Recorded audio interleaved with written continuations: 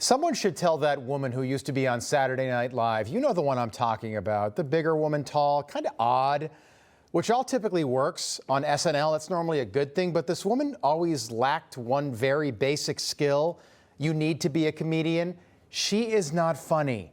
In fact, she's so unfunny and so out of touch that her comedy literally sounds like something you would hear in 2016 right after Donald Trump was elected the first time.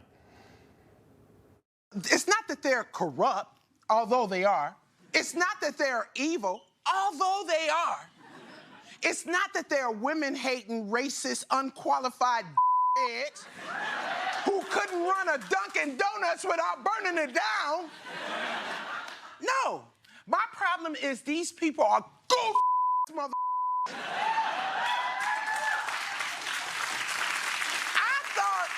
thought Reagan was bad, but at least he knew how to talk. Dunkin' Donuts, that's the best you've got? Even the studio audience wasn't really laughing. Charity laughs, yes. All right, charity laughs, that always happen when you go somewhere when you're expecting to laugh. People are going there expecting to laugh. But did you catch what she said at the very beginning? Take a look. It's not that they're corrupt, although they are. It's not that they're evil, although they are. So it's not that they're corrupt. So not only is she not funny, she's really not funny. I always wondered why she was on that show, but apparently she's not very bright either. I mean, how far behind the times do you have to be? She's calling the Trump administration corrupt during the exact same week that CNN patron saint Jake Tapper came out with a book about the greatest lie in political history, the lie that Joe Biden was ever healthy enough and fit enough to be president. But somehow this week, Donald Trump is corrupt. Great material. We've never heard that before. Boy, they couldn't even run a Dunkin' Donuts. You've got terrific writers. You're so funny. It's just unfortunate timing from a woman who is objectively not funny and is supposed to have good timing. She's a comic. She's supposed to have comedic timing. I guess comedians just don't have that much material to work with anymore. Joe Biden certainly didn't provide any material over the last 4 years, not that Saturday Night Live or The Daily Show would touch. Nothing out there funny about Joe Biden when he was president, right? This guy right here. This week, Democrat Congresswoman Bonnie Coleman said that white supremacists were the biggest problem in America. That happened this week. Those awful white supremacists, they're everywhere, aren't they? I see them all the time. They're all over the place. Another liberal who really seems like she's up with the times, just like that SNL comedian. And this, we wanted to share this with you because you cannot make this sort of stuff up. Saturday Night Live wouldn't put a sketch like this on the air because no one would believe it. What you're about to see are liberal protesters yesterday standing outside the Supreme Court protesting Donald Trump's executive order ending birthright citizenship in this country.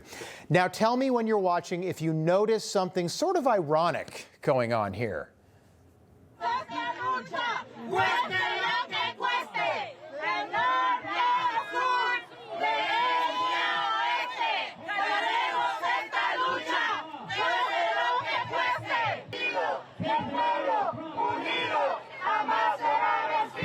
What do they say? They want kombucha? Is that what they're saying? We want kombucha. My goodness, they're out there protesting birthright citizenship, and wouldn't you know it, none of them speak a lick of English. Those probably aren't the right people to send to Washington to protest an executive order about birthright citizenship, although that baby is adorable. And we're not trying to be mean. I'm just being honest. I have no idea what they were saying because they were all speaking another language. And in America, English is our language. I was in Italy last week covering the Pope, and I didn't see a single protester speaking another language. You cannot make this stuff up. In the state of Minnesota, this is the home state of Governor Tampon, members of Tampon's party are actually doing the right thing. They are still fighting for the people, doing the right thing for their citizens, fighting for their rights, and fighting for the people of Minnesota. Take a look.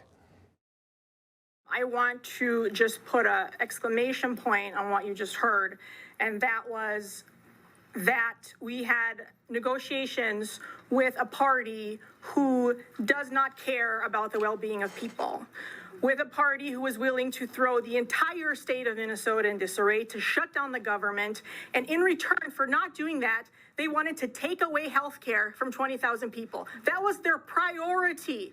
Their goal was to take away health care from people. Absolutely, I agree. Well, wait a second. Hold on. I guess we should probably mention that the 20,000 people that she's talking about are all illegal aliens. All of them. Every single one of them. And what you just heard was a Democrat state senator in Minnesota, the home state of tampon, claiming that she will fight until the very end until 20,000 illegal aliens get their taxpayer-funded health care coverage back. And isn't it just sort of ironic when you think about it, that the same people who were elected by actual American citizens to serve their best interests are focused on people who aren't even American citizens, people who can't even vote for them, at least not yet. Isn't that just the Democratic Party today in a nutshell? On a Friday, my word.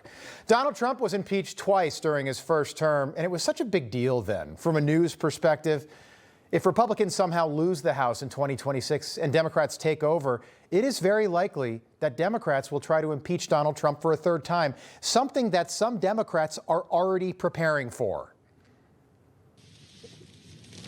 Bringing to the attention of everyone the countdown to impeachment. The countdown. The countdown begins tonight. All right. So, again, another great Democrat right there. We've been thinking about this. What do we do if Democrats do win back the House? It could happen. Usually happens when a president wins, the other party usually wins the midterms. That's just the way it goes. Only happened the other way around twice in history. What do they do if they impeach Donald Trump again? What does the media do? And the answer to that, from my perspective, is nothing. Absolutely nothing, because Democrats have turned impeachment into the southern border. It doesn't mean anything when you do it all the time. If you let 10 million people into the country illegally, what's one more, right? What's one more person when you've let in 10 million people illegally? It's the same thing with impeaching Donald Trump. When you do it 3 times to the exact same person for absolutely nothing, it kind of loses its importance and its value. January 6th was an insurrection. No, it wasn't. Remember when Bill Clinton was impeached in the 1990s? It was a big deal. Felt like a big deal. Media covered it like it was a big deal because it was rare. It was a unique moment in history. But Democrats have turned Donald Trump being impeached into just another Tuesday. And America doesn't care anymore. So if it happens again, we'll cover it, but not because it matters. We'll cover it because it doesn't matter. Information. Truth. Is freedom. Is Newsmax. It's real news for real people.